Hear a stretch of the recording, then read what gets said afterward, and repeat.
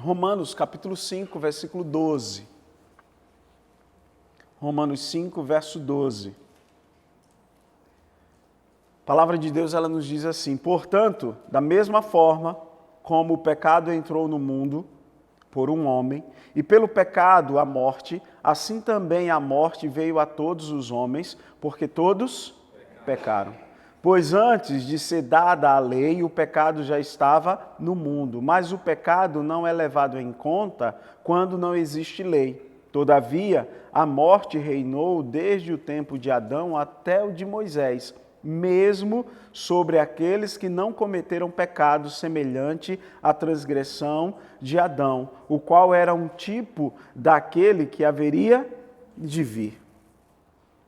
Então, o que é que nós vamos ver aqui hoje nessa palavra? A gente vai ver o óbvio. Nós vamos relembrar o óbvio. E como é necessário para a igreja nos dias de hoje estar relembrando coisas óbvias da palavra de Deus.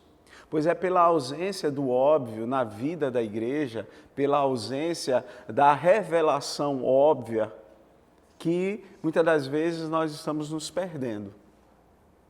O que é o óbvio aqui nesse texto? O óbvio nesse texto é que o homem foi a porta pela qual o pecado entrou. Isso é óbvio. Mas, por ser óbvio, nós não podemos nos esquecer que a porta que o pecado utilizou para entrar no mundo foi o homem. E aí, o pecado, uma vez que entrou no mundo, ele é a porta pela qual quem entrou? A morte. Repetindo, a porta para a entrada do pecado é o homem. E a porta para a entrada da morte é o pecado. São duas portas. Por uma entra o pecado, pela outra entra a morte. Então, o pecado é algo que nós não podemos brincar. Agora, eu não sei se vocês percebem, nos nossos púlpitos, não é um tema muito utilizado. Pouco se ouve a respeito do pecado. Pouco pregamos a respeito do pecado. Por que será? Será que nós, os pregadores do século XXI, será que temos medo do esvaziamento dos nossos auditórios por causa da pregação contra o pecado? Pregar o tema pecado não atrai como pregar sobre as bênçãos divinas. Então, eu particularmente percebo que, e se você parar mesmo para pensar, você vai entender que você vai procurar, na verdade, literaturas e novos livros a respeito de pecado, mas você não vai ter livros disponíveis, livros atuais, muitos livros atuais, nós não teremos com o tema pecado. E é algo tão sério. Pois o pecado é uma porta pela qual a morte entrou.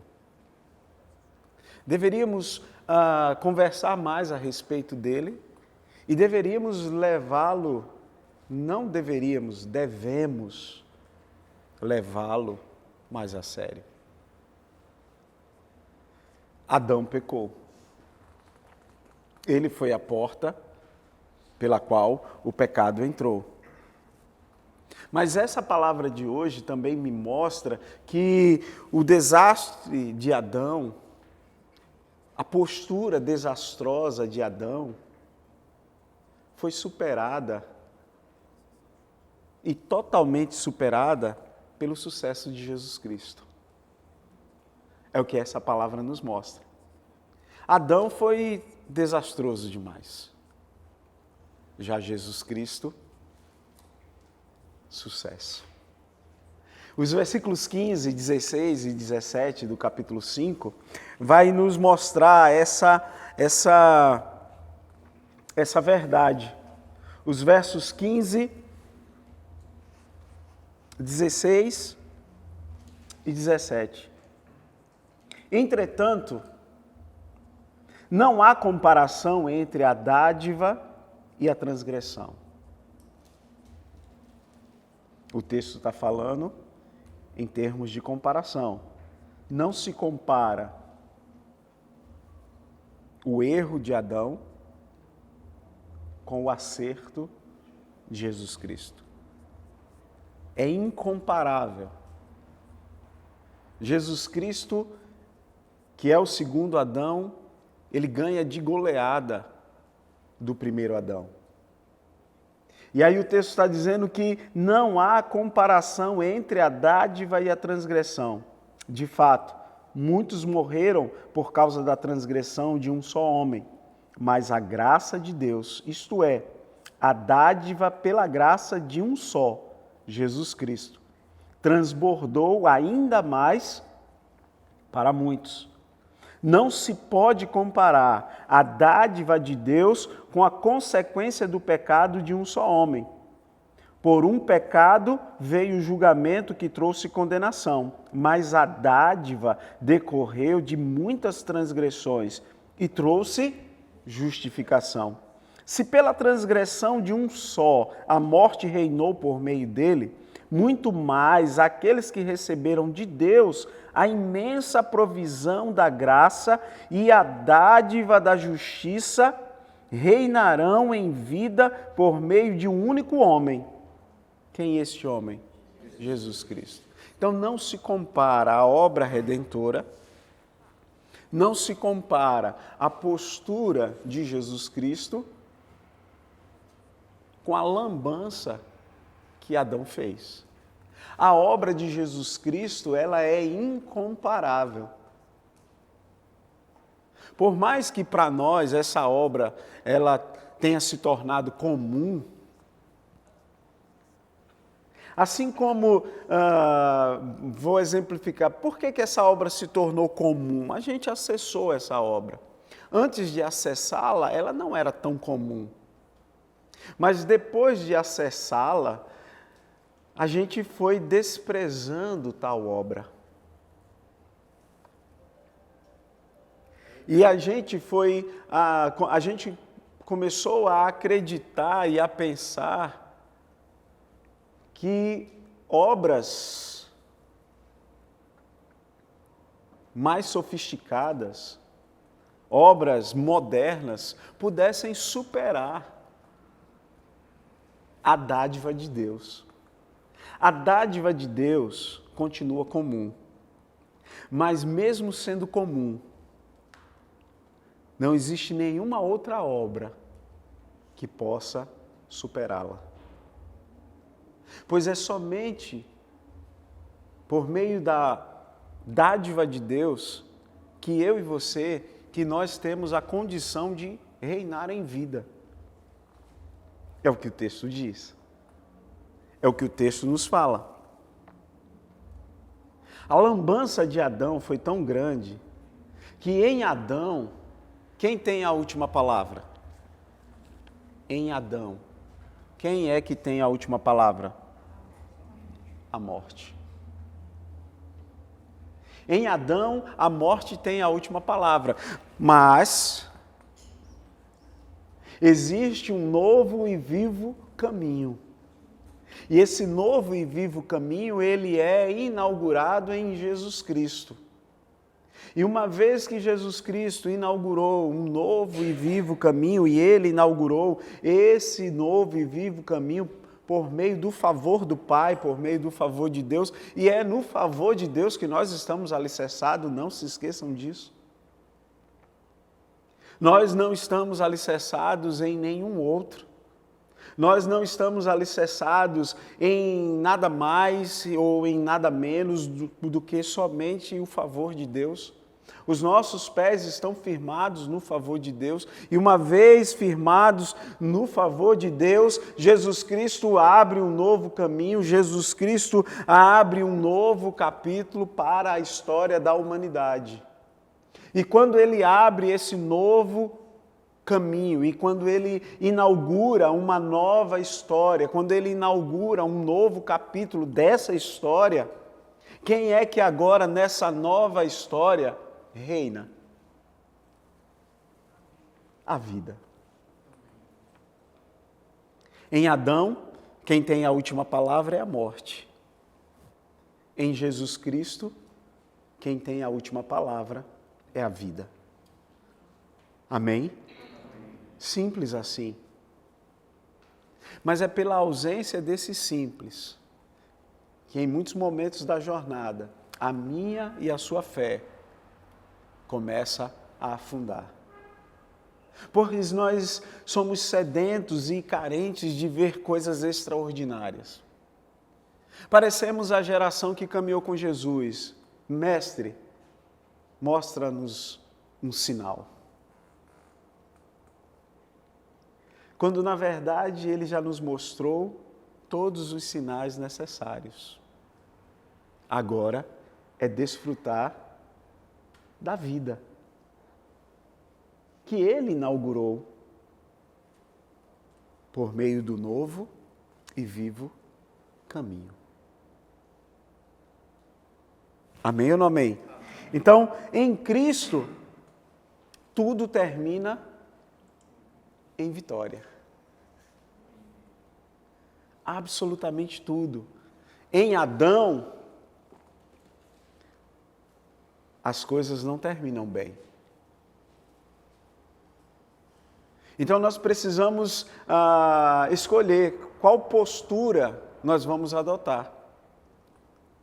Se a postura de Adão, e na postura de Adão nós já sabemos como é que tudo termina, e quem é que tem a última palavra na postura de Adão, na postura do primeiro Adão. E a palavra de Deus nos mostra e nos revela como as coisas terminam na postura do Cristo. E nós precisamos decidir semelhante a quem nós queremos ser. Se queremos ser semelhantes ao primeiro Adão, ou se queremos ter a postura e pegar a semelhança do segundo Adão, que é Cristo. Cristo, aquele que tem a última palavra. E a palavra dele é sempre uma palavra de vida. Aí vem o verso 21, ainda no capítulo 5, da carta do apóstolo Paulo aos Romanos, e aí no versículo 21 a palavra ainda vai dizer assim, verso 21. A lei foi introduzida, verso 21, a fim de que, assim como o pecado reinou na morte, também a graça reine pela justiça, para conceder vida eterna mediante Jesus Cristo, nosso Senhor. Olha que coisa linda. A fim de que, assim como o pecado reinou na morte, também a graça reine pela justiça, para conceder vida eterna mediante Jesus Cristo. Quando vocês pensam no trono de Deus, quando vocês estão pensando a respeito do trono de Deus, qual é a imagem que vocês têm do trono de Deus? Qual é a imagem? Quando vocês param para pensar no trono de Deus, que tipo de trono vocês visualizam?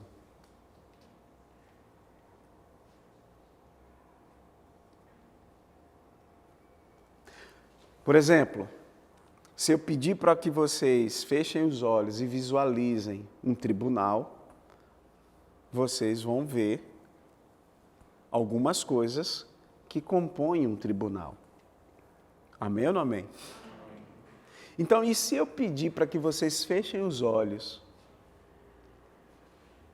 e pela fé, vocês procurem visualizar o trono de Deus? O que vocês visualizariam nesse trono?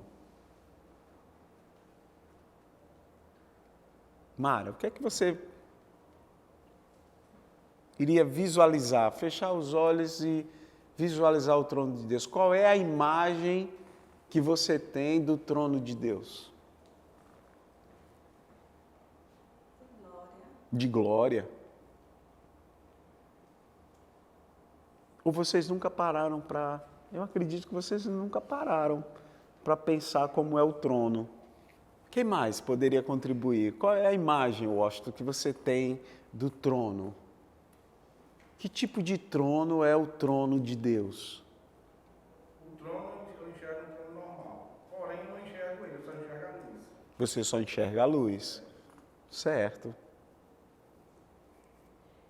Luzinete, pensando no trono de Deus, você não pensou.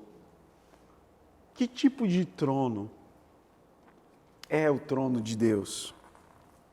A fim de que, assim como o pecado reinou na morte, também a graça reine pela justiça para conceder vida eterna mediante Jesus Cristo, nosso Senhor. Tem todo esse esplendor. Mas se a gente, na visão que eu tenho de Deus e de seu trono, se eu olho para Deus só na perspectiva do esplendor e da glória, pode ser gerado em mim um receio e um pavor de se aproximar desse trono. Afinal de contas, é o trono do rei. Então, de graça seria por contexto, né? O trono seria de graça. Na verdade, o trono de Deus, com todo esse esplendor, com toda essa majestade, o trono de Deus é um trono gracioso. É um trono onde nós podemos nos achegar, pois é um trono de favor. É um trono do qual Deus concede favor a todos que se achegam ao trono por meio de Jesus Cristo. Pois, afinal de contas, quando a gente pensa em lugares de esplendor, quando a gente pensa em lugares de muito requinte, nós não nos achamos dignos de entrar e não entramos. Já o trono de Deus é um lugar onde eu continuo não me achando digno de entrar, mas eu entro. E por que entro? Porque é um trono de graça. O texto diz que quem reina, o texto diz que também a graça reine pela justiça para conceder vida eterna. É um trono, e desse trono jorra vida, desse trono jorra favor, desse trono jorra acolhimento, desse trono jorra eternidade por meio de Jesus Cristo. Afinal de contas, Jesus Cristo inaugurou um novo caminho.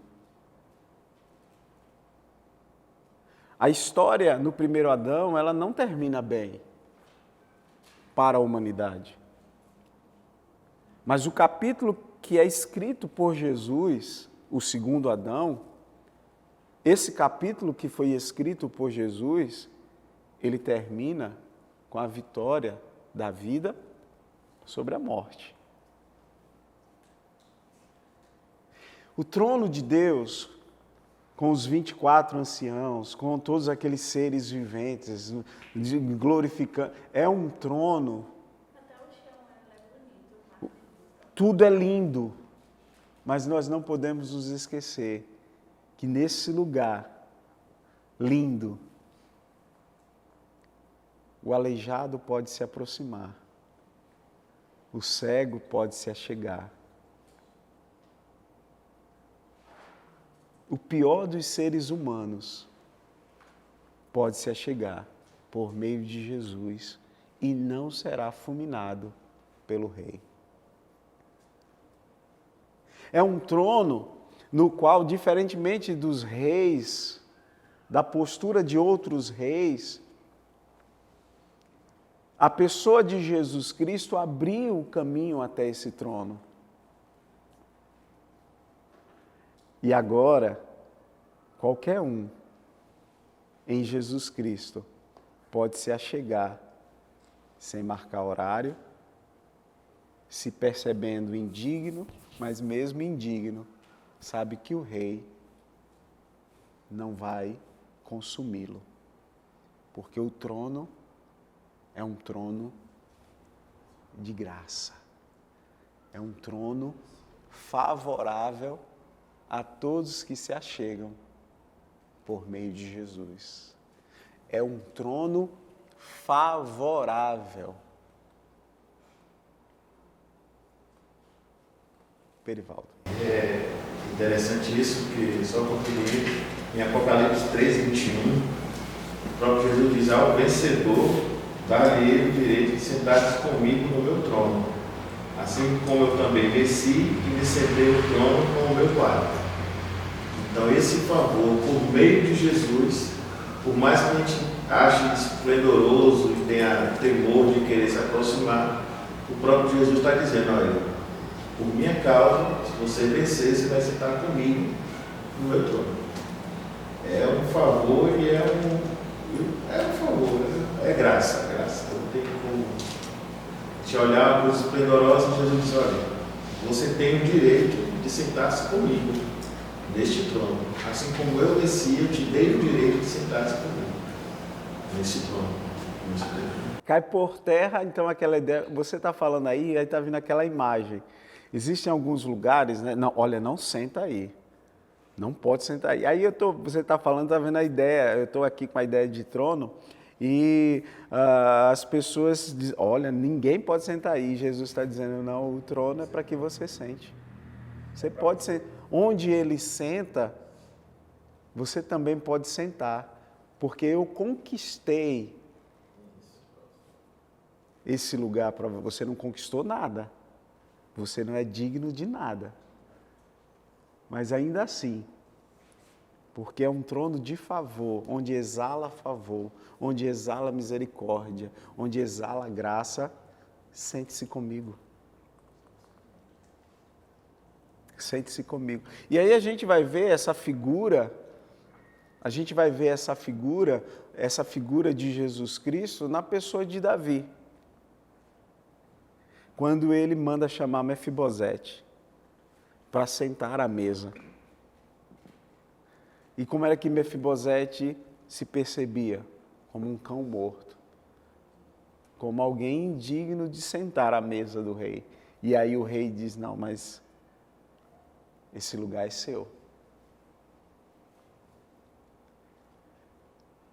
E nós, ao nos aproximarmos do trono, vai bater aquela sensação de dizer: eu não mereço, mas Jesus vai dizer: sente, pode sentar.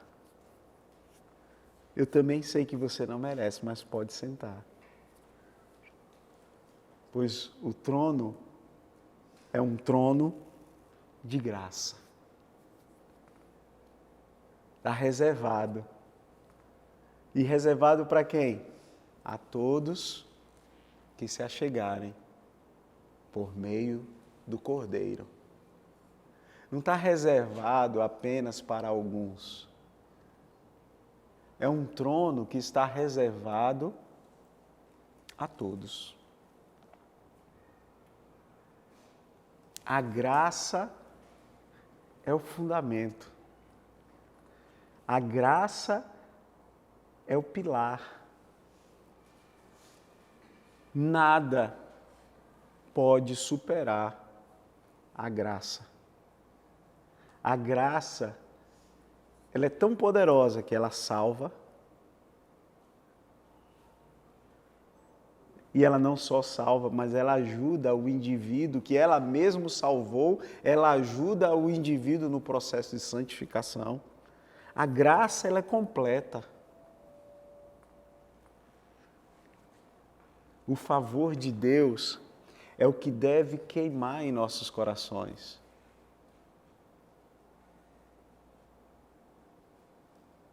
Deus nos é favorável. Amém? Amém. Amém ou não amém? Amém. Qual foi o impacto? Qual foi o impacto que Adão teve na raça humana? Olhando dos versículos 12, olhando do verso 12 ao verso 17, qual foi o impacto causado pela postura de Adão na raça humana? Capítulo 5, verso 12, da carta de Paulo aos Romanos. Portanto, da mesma forma como o pecado entrou no mundo por um homem, e pelo pecado a morte, assim também a morte veio a todos os homens, porque todos pecaram. Pois antes de ser dada a lei, o pecado já estava no mundo, mas o pecado não é levado em conta quando não existe lei. Todavia, a morte reinou desde o tempo de Adão até o de Moisés, mesmo sobre aqueles que não cometeram pecado semelhante à transgressão de Adão, o qual era um tipo daquele que haveria de vir. Entretanto, não há comparação entre a dádiva e a transgressão. De fato, muitos morreram por causa da transgressão de um só homem, mas a graça de Deus, isto é, a dádiva pela graça de um só, Jesus Cristo, transbordou ainda mais para muitos. Não se pode comparar a dádiva de Deus com a consequência do pecado de um só homem. Por um pecado veio o julgamento, que trouxe condenação, mas a dádiva decorreu de muitas transgressões e trouxe justificação. Se pela transgressão de um só a morte reinou por meio dele, muito mais aqueles que recebem de Deus a imensa provisão da graça e a dádiva da justiça reinarão em vida por meio de um único homem. Quem é esse homem? Jesus Cristo. Então, olhando para esses versículos que nós acabamos de ler, qual foi o impacto que a postura de Adão teve na raça humana? Qual foi o impacto, João? Olhando para o texto, o que é que esse texto nos diz?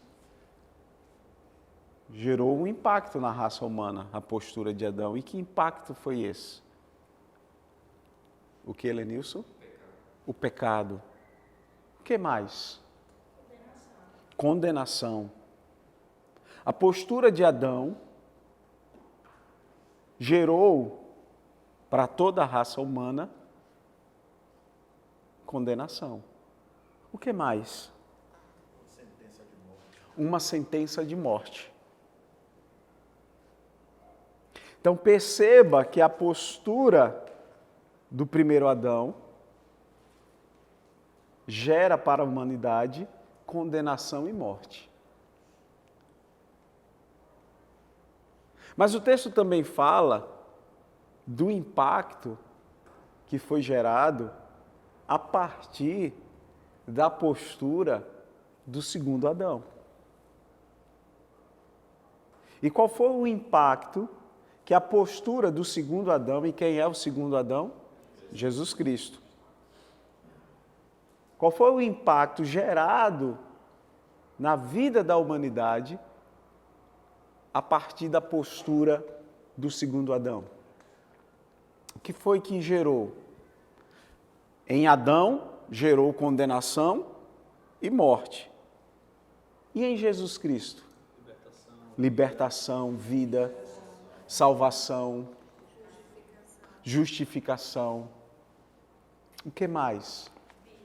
Vida. Livre acesso. Graça. Quais foram as consequências? Até mesmo o direito de reinar em vida. Gerou, olha o impacto, o direito de reinar em vida e sentar no trono.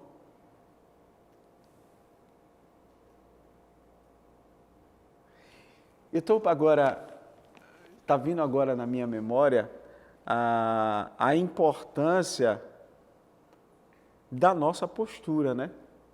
Porque a postura de Adão gerou um impacto, um tipo de impacto. A postura de Jesus Cristo também gerou um tipo de impacto. Perceba como a nossa postura pode impactar a vida de outros. E pode impactar, assim como a de Adão impactou, que é impactar de forma negativa, como também nós podemos impactar a vida de outros de forma positiva, como foi Jesus Cristo. Então, a nossa postura, ela é importante, sempre foi e sempre será importante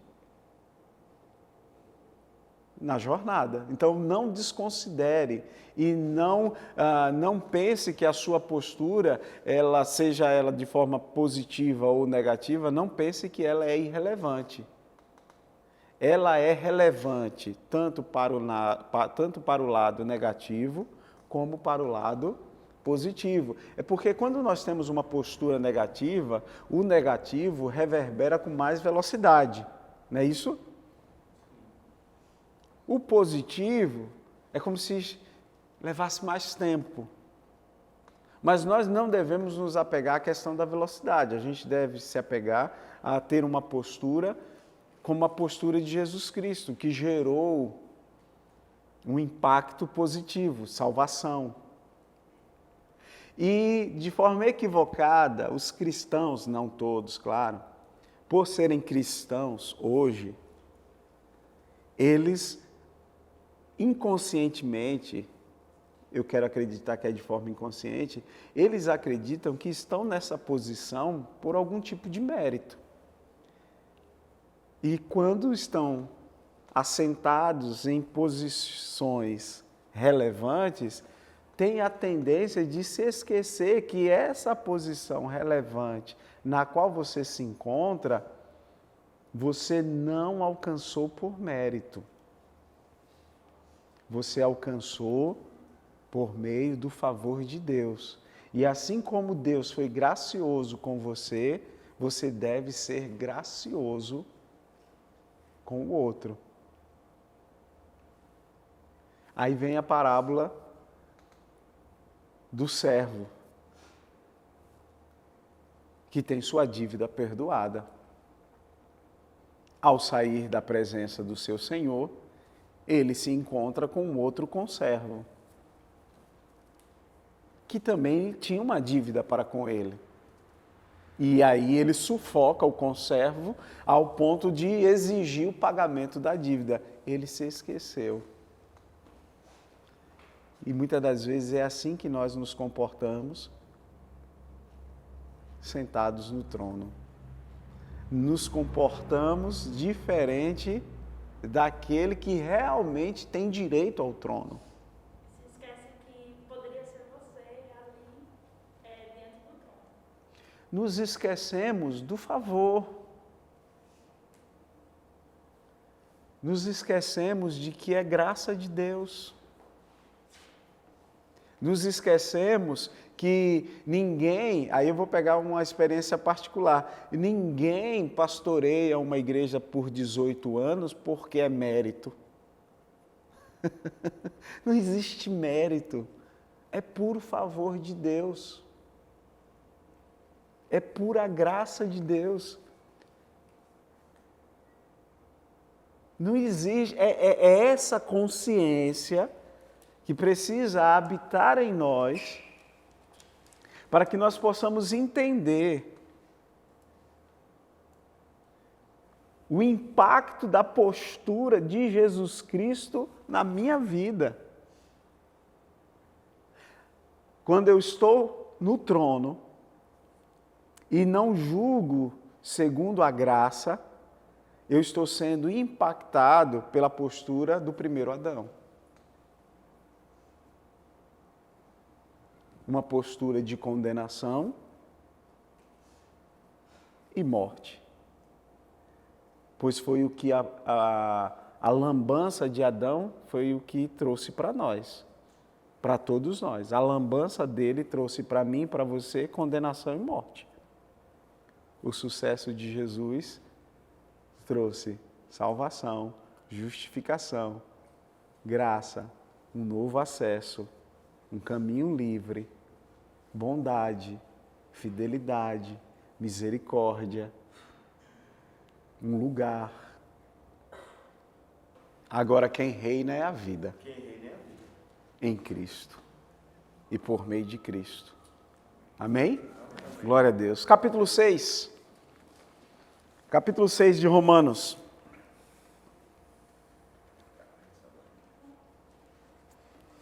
Romanos capítulo 6, versículo 1. Que diremos então?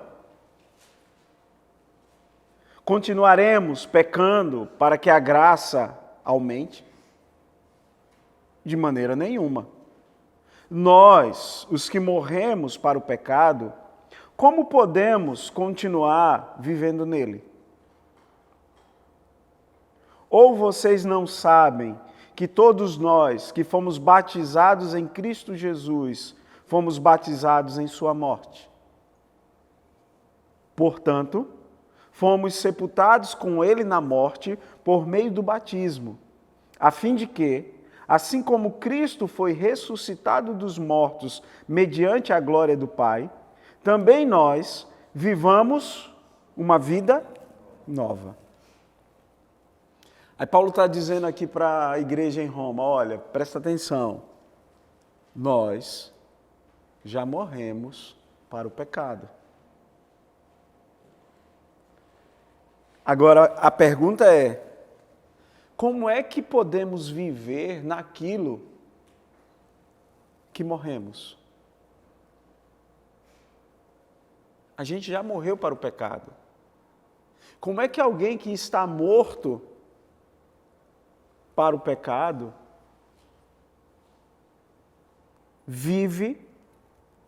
pode viver, na verdade, naquilo que já morreu, para o qual já morreu?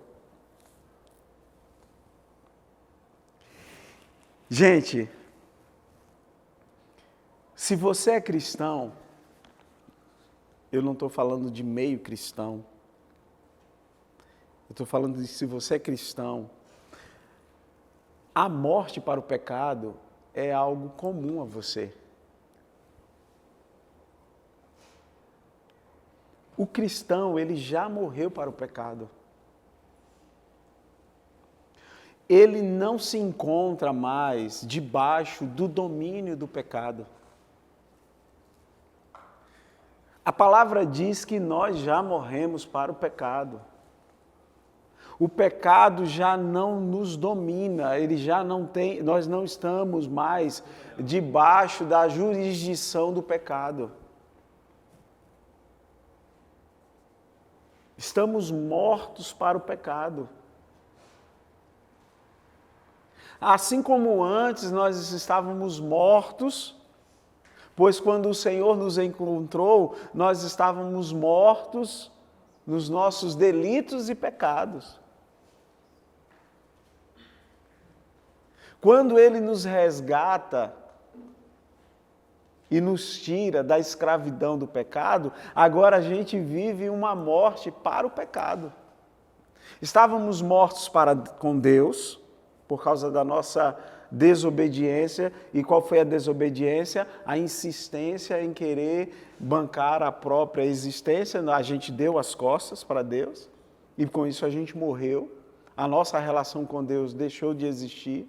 Deus nos resgata e ao nos resgatar, agora nós estamos mortos para o pecado. É o que o versículo 1, 2, 3 e 4 está nos dizendo. Se você é de Deus, como você diz ser, eu sou de Deus, então você está morto para o pecado.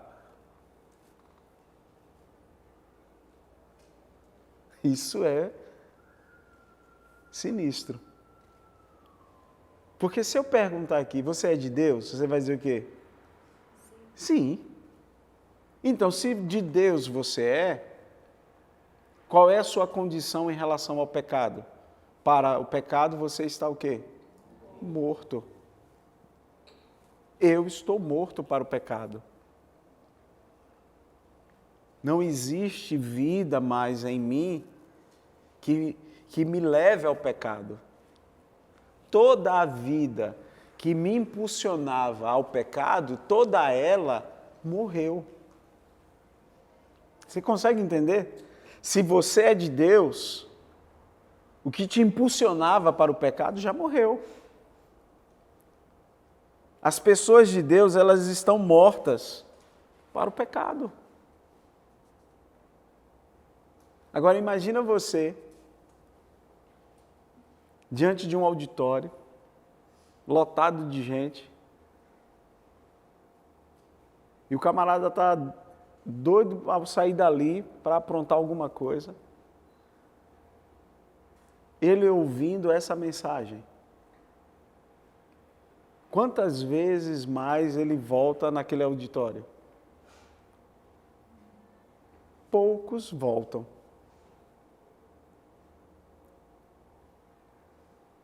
Por quê? Porque as pessoas elas não estão a fim de tratar de forma séria com o pecado. Não existe mais domínio do pecado sobre você. Você agora está numa outra jurisdição. Você agora pertence à jurisdição da vida em Deus. E quanto mais você é preenchido pelo Espírito Santo, mais você anseia por ele, não pelo pecado. Exatamente. Esse preenchimento contínuo da pessoa do Espírito, que é a pessoa do Espírito, ela está na nova jurisdição na qual a gente se encontra, que é a jurisdição da vida. Então a gente se alimenta e a gente é guiado por essa pessoa, que é a do Espírito Santo. Então, para o pecado, você é defunto. Ele não exerce, ele não faz nem cócegas em você. Defunto sente cócega? Porque você está morto para o pecado. Amém ou não amém? Aí o versículo 5 diz assim, do capítulo 6, verso 5. Se dessa forma fomos unidos a Ele na semelhança da sua morte, certamente o seremos também na semelhança da sua ressurreição. Pois sabemos que o nosso velho homem foi crucificado com Ele, para que o corpo do pecado seja destruído e não mais sejamos escravos do pecado. Pois quem morreu foi justificado. Eita glória! Deixa eu perguntar uma coisa para vocês. Merecíamos morrer por nossos pecados? Sim ou não? Presta atenção, viu? Essa palavra, ela é eficaz e ela é verdadeira. O que a gente acabou de ler no verso 5, no verso 6 e no verso 7, é poderoso demais para a fé cristã. Presta atenção. eu e você, nós merecíamos ter morrido por nossos pecados, sim ou não? Sim. Sim. Agora, pasmem. De fato, morremos. Nós morremos por nossos pecados. Só que nós morremos por nossos pecados na pessoa de Jesus. Eu morri pelos meus pecados. Você morreu pelos seus pecados, mas eu morri na pessoa que me substituiu. Uma pessoa me substituiu nessa morte. Significa dizer que eu morri. Eu merecia morrer e morri, só que na pessoa de Jesus. O merecimento pela morte em função dos pecados aconteceu, existiu na pessoa de Jesus. Aí o verso 8 vai dizer assim, ó. Olha o que é que o versículo 8 vai dizer. Se tiver dúvida é só perguntar e parar, viu? O verso 8. Ora, se morremos com Cristo, cremos que também com Ele viveremos. Pois sabemos que, tendo sido ressuscitado dos mortos, Cristo não pôde morrer outra vez. A morte não tem mais domínio sobre ele, porque, morrendo, ele morreu para o pecado uma vez por todas, mas vivendo, vive para Deus. Aleluias. Gente, olha, presta atenção. Morrendo, morreu. Vivendo, viveu. Presta atenção. Ressurreição é vida consumada. Está consumado. Não tem volta. Ressurreição é vida consumada. Eu estou vivo em Cristo. Você está vivo em Cristo. E é importante a gente entender isso, por quê? Porque a ressurreição, muito se fala da volta de Jesus, né? E vocês já perceberam que, do muito que se fala da volta de Jesus, na volta de Jesus, você já percebeu dentro da volta de Jesus a ressurreição? Fala-se muito da volta de Jesus, mas eu não ouço dos muitos que falam da volta de Jesus, nessa volta, introduzir a questão da ressurreição. Pois quando você coloca a ressurreição, ressurreição é vida consumada. Ressurreição é ressurreição.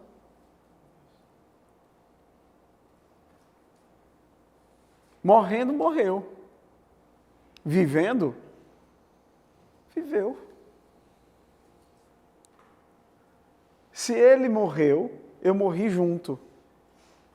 E ele morreu, diz a palavra. Ele viveu, eu agora estou vivendo junto.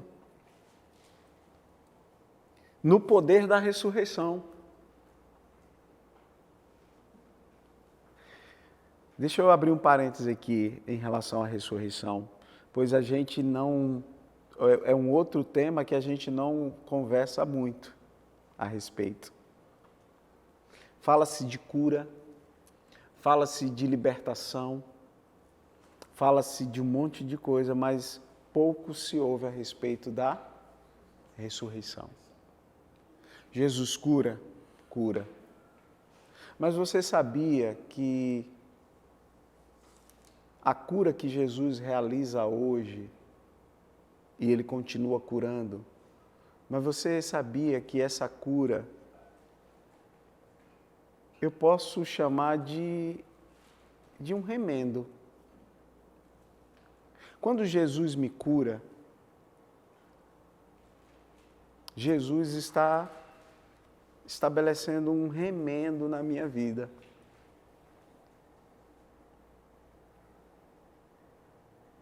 E aí você pode dizer, olha agora a bronca onde a gente vai entrar. A gente aprendeu que Jesus não faz remendos. Mas se a cura que Ele realiza hoje em mim não é algo definitivo, como é que Ele não faz remendo? Pois a cura de fato que Ele faz é a ressurreição.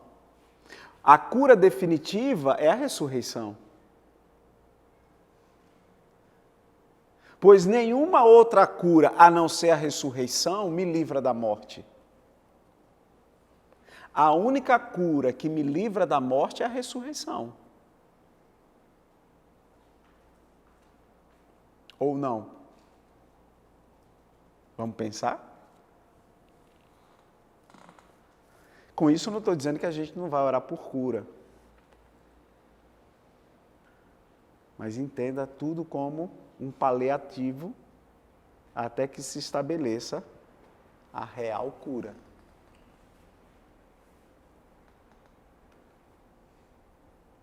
Ninguém é livre da morte a não ser por meio da ressurreição. Só a ressurreição pode nos livrar da morte. Isso é bom ouvir. E por que eu acho bom ouvir? Porque para mim isso gera consolo. Uma vez que eu faço parte do povo da ressurreição. Quando eu digo que a morte não tem a última palavra sobre a minha vida, é por causa da ressurreição. Pois quando Jesus voltar, e Ele vai voltar, e por que Ele vai voltar? Porque Ele prometeu que iria voltar. E se Ele prometeu que vai voltar, Ele vai voltar.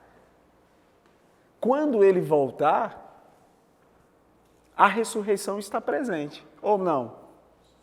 Sim ou não? E aí, na sua volta, Ele estabelece a verdadeira cura. A cura que é para a eternidade. Pois ressurreição é vida consumada. Cura não é vida consumada. Ou é? Não. Então não se entristeça quando a cura não acontecer, pois a cura não é vida consumada. Vida consumada, na qual a morte não pode tocar, é a ressurreição. A cura é um meio. E a ressurreição?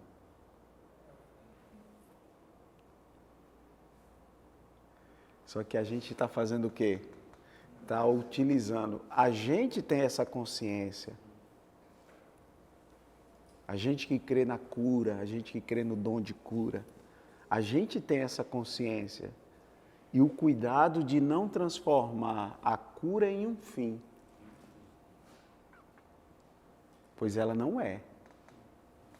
Mas ela é um meio para, quem sabe, o indivíduo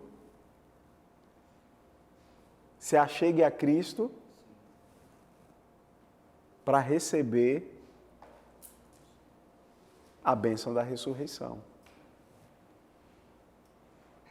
Pois é por causa da bênção da ressurreição, porque ressurreição é vida consumada, que nós temos a esperança do reencontro. Pois todos os que dormem em Cristo têm vida consumada. Não estão mortos. Muito pelo contrário, continuam vivendo. Pois ressurreição é vida consumada. Morreu? Morreu. Viveu? Então estamos vivos. Morremos para o pecado porque morremos com Ele. Ele ressuscitou. A gente fez o quê? A gente ressuscitou junto com Ele. E então estamos ressurretos com Ele. Já no tempo presente. Isso é o que é mais lindo. Porque com essa palavra nós podemos encher o peito de esperança para que quando Ele não decidir curar, a gente não perca a esperança. Pois a cura é um meio, não é um fim. Se o meio pelo qual Ele naquele dia decidiu que não iria ser glorificado por meio da cura, então passemos para a parte definitiva, que é a ressurreição. Amém ou não amém? Amém. Aí vamos lá, verso 11. Capítulo 6, verso 11.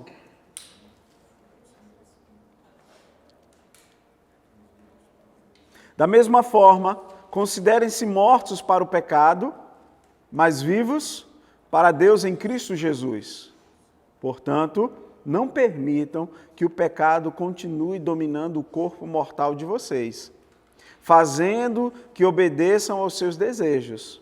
Não ofereçam os membros do corpo de vocês ao pecado, como instrumentos de injustiça.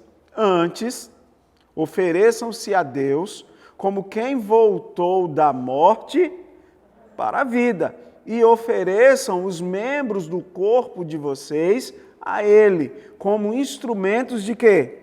Justiça. Pois o pecado não os dominará, porque vocês não estão debaixo da lei, mas debaixo da graça. Amém. Ofereçam-se a Deus.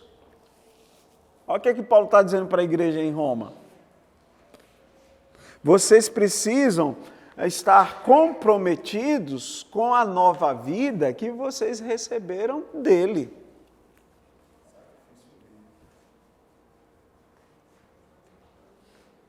Então, Paulo está dizendo, no lugar de vocês estarem se oferecendo ao pecado,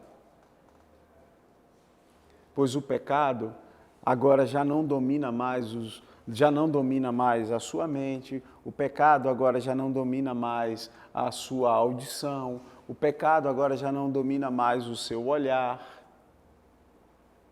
E por que agora já não domina mais? Porque agora você não se oferece mais ao pecado, você agora se oferece a Deus. Então, os seus sentidos, a sua fala, a sua audição, o seu olhar, tudo está oferecido a Deus. Você está totalmente comprometido com a nova vida. Amém? Amém ou não amém? Amém. Agora, vamos continuar, para a gente terminar essa conversa de hoje. Verso 15. E então?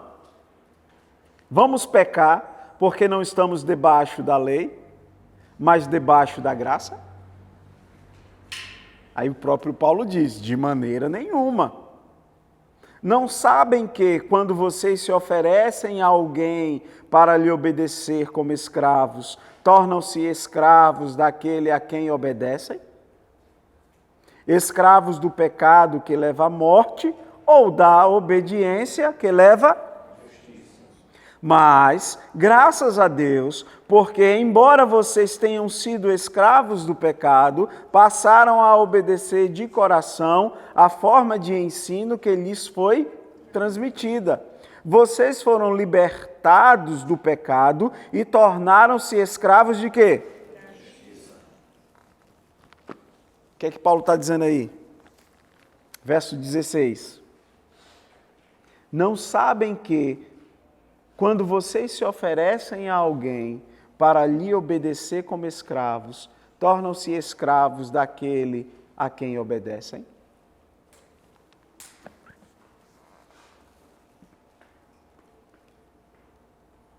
Quando você faz uma entrega, essa entrega, inevitavelmente, guarda essa palavra, inevitavelmente, leva você à escravidão. E a Bíblia fala que um servo não pode agradar dois senhores. Você é servo de Cristo, você é servo do pecado. É isso que Paulo está trazendo. É isso aí. Veja, quem aqui se entregou a Cristo?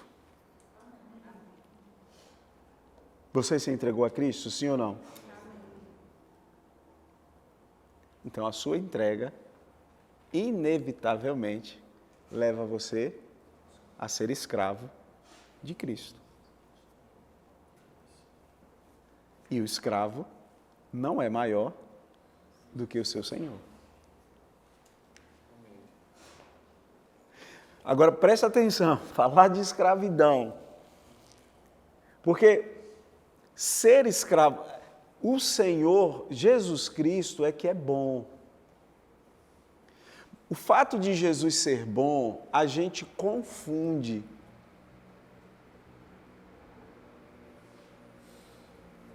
A gente confunde o quê? A gente confunde que a nossa liberdade é uma liberdade, como é que eu poderia colocar? Uma liberdade da qual a gente pode viver do jeito que a gente acha que deve viver. E nenhum servo diz como se deve viver. Quem diz como ele deve viver, quem diz como ele deve comer, quem diz como ele deve se vestir, é o seu Senhor.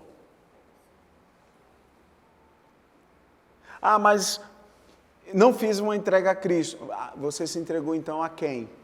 A quem você se entrega, essa entrega leva você, e vou repetir, inevitavelmente, à escravidão.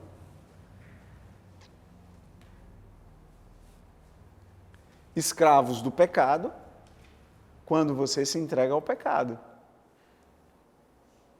Escravos de Cristo, quando você se entrega a Cristo.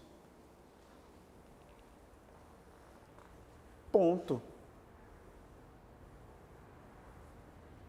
O seu Senhor é quem decide colocar você para reinar em vida, não é você que decide. O seu Senhor é quem decide, já não vos chamo servo, mas chamo você de amigo. Não é você que decide. Não misture as coisas. É o seu Senhor, foi Ele quem decidiu te chamar de amigo.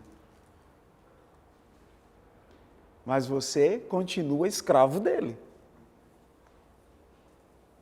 É por isso que as pessoas confundem demais o tema da graça. Porque o fato de pertencermos a um rei soberano, bom, misericordioso, bondoso,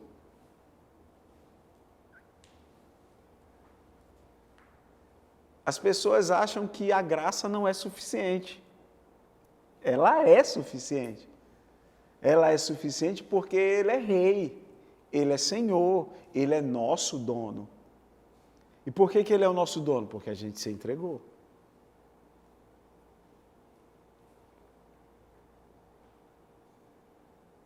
E por que nos entregamos? Tem mais um agravante aí. Porque Ele nos comprou. Porque você pode ser escravo, alguém te comprando, ou você pode ser escravo por meio de uma entrega. E no contexto romano aqui, as pessoas que não eram compradas elas se ofereciam. E por que elas se ofereciam? Porque, sendo escravas, pelo menos elas iriam ter o que comer. Por isso que muitas pessoas no contexto romano, aquelas que não eram compradas, elas se ofereciam a alguém, e uma vez que elas se ofereciam, elas passavam a ser escravos de alguém, nem que seja por comida, mas eram escravos. E uma vez escravo, tinha que obedecer ao seu Senhor. Se nos entregamos ao pecado, somos escravos do pecado. Se nos entregamos a Cristo, somos escravos de Cristo. Vamos terminar? Amém ou não amém? Então vamos terminar. Versos 19.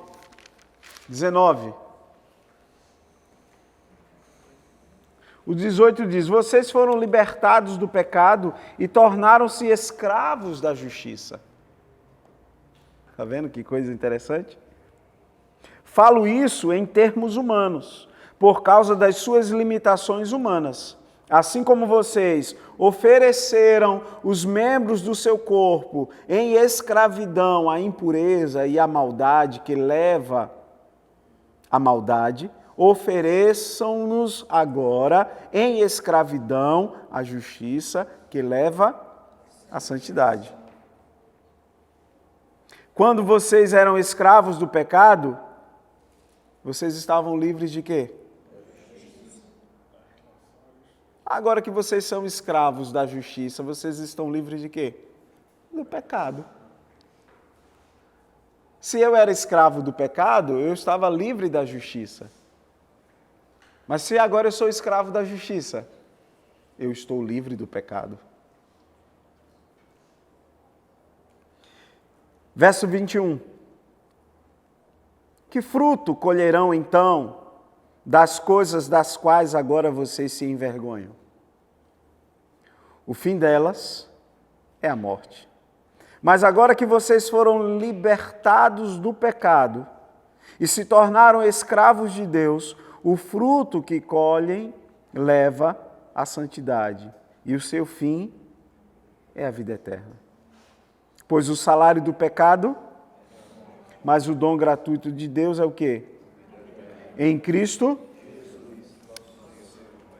Qual é o salário do pecado? E o que é que isso significa? Qual é o salário do pecado? E o que é que isso significa? Ficar longe de Deus. Qual é o salário do pecado? E o que isso significa?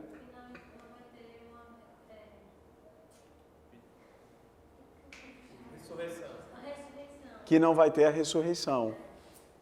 O salário do pecado é a morte. E o que é que isso significa? Não tem liberdade eterna. O salário do pecado é a morte. E o que é que isso significa? O que é que isso significa, Lívia? O salário do pecado é a morte. E o que é que isso significa? Significa que você recebe o que merece.